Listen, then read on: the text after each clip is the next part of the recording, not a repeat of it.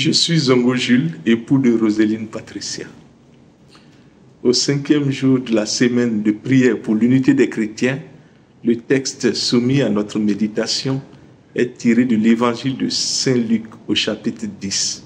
Et le verset principal de notre méditation est le verset 34 qui dit que le bon samaritain s'approcha et banda les plaies en y versant de l'huile et du vin.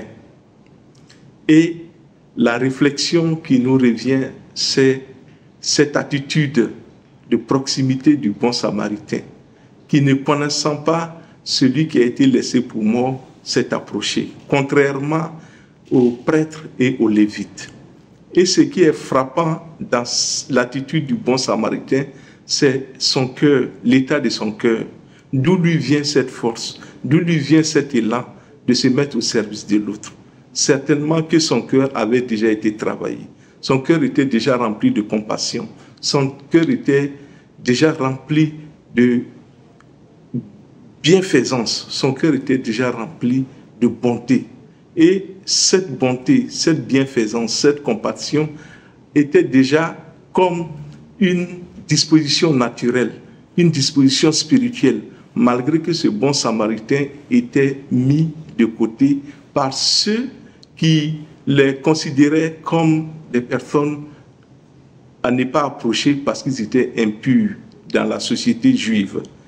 Et la leçon à retenir ici pour nous aujourd'hui, c'est tout faire pour ne pas mettre nos frères ou nos sœurs qui ne sont pas du même bord que nous à la marge. C'est de tout faire pour considérer l'autre comme un frère, comme une sœur.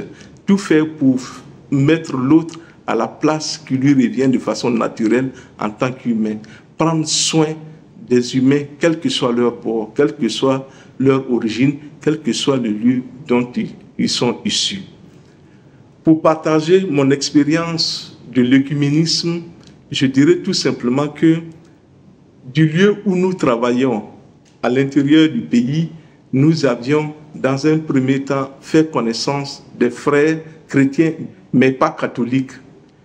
Avec ceux-ci-là, nous avons pu travailler sur le terrain social en aidant les plus pauvres, en donnant de l'eau, en donnant de la nourriture, en donnant ce dont ils avaient besoin pour leur survie.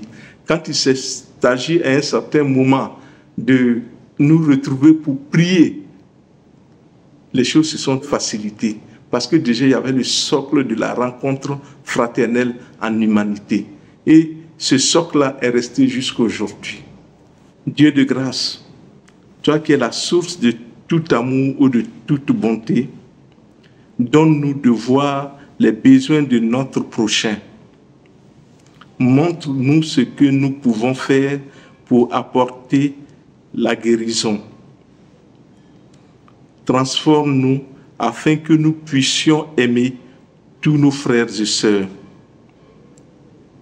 Aide-nous à surmonter les obstacles de la séparation pour que nous puissions bâtir un monde de paix pour le bien de tous. Nous te rendons grâce parce que tu renouvelles la création et tu conduis à un avenir plein d'espérance. Toi qui règnes sur nous hier, aujourd'hui et à jamais. Amen.